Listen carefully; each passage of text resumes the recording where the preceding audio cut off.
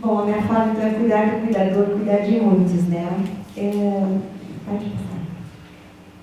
Foi a primeira coisa que eu pensei, se eu vou levar a definição de cuidador, porque através do que eu tenho feito nesses últimos anos com a revista Cuidador, eu mudei minha opinião sobre quem é o cuidador. Para mim, cuidador é o que não é psicopata. O resto, todo mundo vai cuidar do momento da vida. Ou é da mulher, ou é do filho, ou é do amigo, ou é da sua empresa, que através dela ele cuida de algumas pessoas, né, ou de muitas pessoas, porque o cuidado é inerente ao ser humano. Então eu não consigo mais dizer, essa pessoa não é cuidadora, não, é alguma coisa na vida dela, ela cuida. Então essa definição, que é responsabilizar-se por alguém com o objetivo de dar-lhe conforto e qualidade de vida através de seus cuidados, para mim é incompleta. Então eu estou trazendo para vocês a minha definição. Cuidador é quem se dispõe a ser responsável por algo ou alguém com o objetivo de gerar conforto e proporcionar qualidade de vida ao ser humano através de seu trabalho e de seus cuidados. Eu considero o funcionário público um cuidador, o funcionário particular um cuidador, se o objetivo daquilo que ele faz vai ajudar alguém. E aí entram até os cuidadores, as pessoas que trabalham com o meio ambiente. Olha a extensão desse cuidado.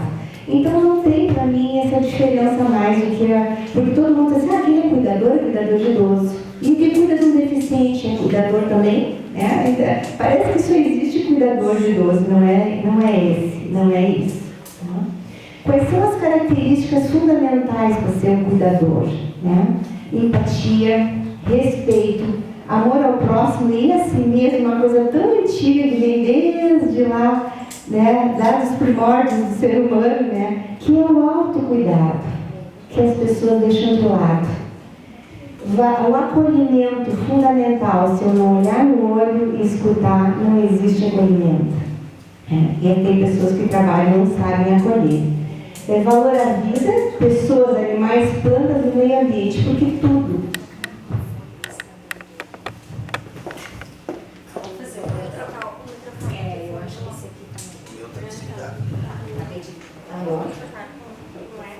Estão ouvindo bem? Melhorou.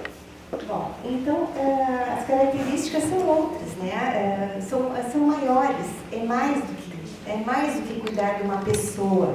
Se eu cuidar da natureza da minha área, ou assim, o que eu sou vinculada às coisas do meio ambiente, eu estou cuidando de gente, eu estou cuidando de todos nós. Né? Então, pode passar. Agora, o que é acolher, né? A gente diz assim, o cuidador tem que ser acolhedor, né? Na rede de saúde pública, quem acolhe, quem e como, né? Ele tem que hospedar, abrigar, atender, dar ouvido a, preocupar-se com, cuidar de. Isso são definições que são de vários dicionários, e quando você vai somar, você vai ver o que é hospedar. Hospedar é deixar entrar aqui, pode ser na minha casa afetiva, não necessariamente na minha casa física. Né? Abrigar também, dar proteção, e assim vai, todos os itens tem a ver com acolhimento. Bom, a gente não é alguma coisa na vida sem ter uma história, né? Alice Sanacotti foi minha mãe. Ela fundou a PAI de Passo Fundo, eu era adolescente e ela vivia pedindo coisas para a PAI, buscava recurso em tudo que era lugar e mandava buscar as crianças em casa, porque os pais não tinham como levar as crianças na escola. Ela faleceu faz 2 anos e nós, as filhas dela, ficamos sabendo de uma mãe que chegou lá na hora do enterro e disse assim, posso falar? Claro, nós deixamos que ela falasse. Aí ela disse, a dona Alice foi na minha casa quando meu filho era pequeno, para que eu a deixasse meu filho ir para a escola, porque eu não queria, eu não acreditava que ele fosse capaz. E ela disse, querida, você tem que se cuidar, você vai aproveitar, vai descansar, vai esperar seu marido, fazer uma comidinha boa para ele, e eu vou levar seu filho para ele aprender, você vai ver. E o filho foi. Tempos depois que isso aconteceu, a minha mãe estava já bastante idosa e descobriu que estava com Parkinson. E ela era ministra da igreja. Caminhando no centro de Passo Fundo, indo para casa, ela encontrou essa mesma mãe na esquina e disse para ela: ué, como vai a senhora? Quanto tempo? Como é que vai ser o filho? E ela disse: ah, meu filho está bem. E eu sou ministra da igreja. Ah, é? Diz ela. Então vem cá que eu vou te dar uma coisa. E ela foi até o apartamento da minha mãe fez um chazinho, arrumou a mesa, ficaram conversando um pouquinho e trouxe a estola que ela usava para ser ministra na hora de distribuir a comunhão. Ele disse: bom, eu não vou mais poder distribuir a comunhão, estou com Parkinson, então estou te dando a minha estola. E ela disse assim: eu estou aqui para devolver a estola. E botou a estola em cima do caixão. A minha irmã, que é ministra agora há pouco tempo, disse assim: a estola da mãe voltou para mim.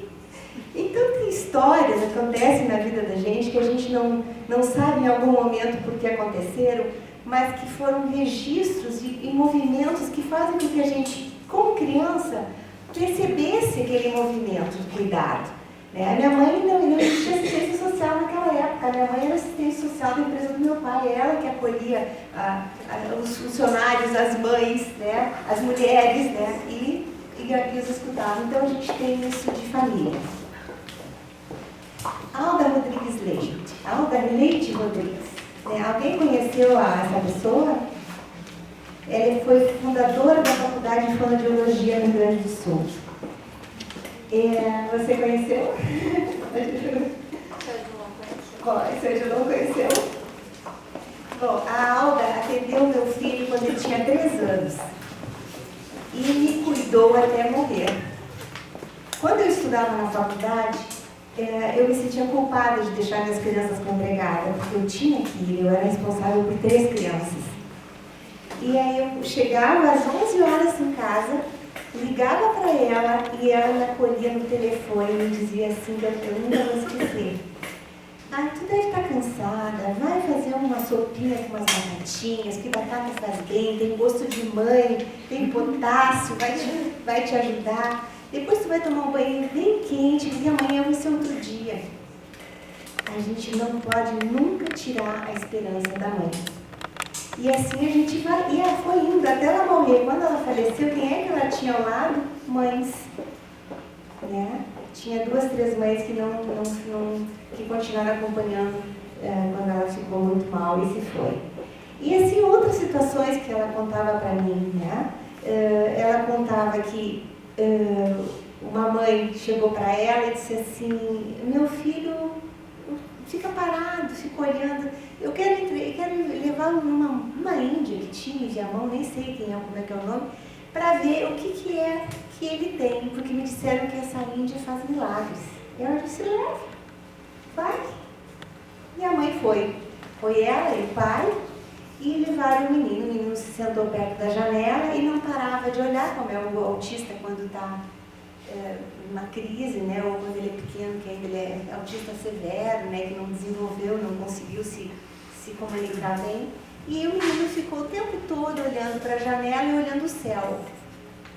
Depois de uma meia hora que ela ficou só observando a criança e não falou nada, aí já chegou para os pais e disse assim: meus queridos, ele está procurando algo no universo. Quando ele encontrar, ele vai se comunicar.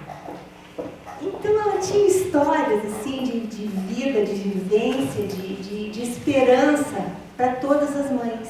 Né? Por isso que a Alda, ela foi um anjo na minha vida.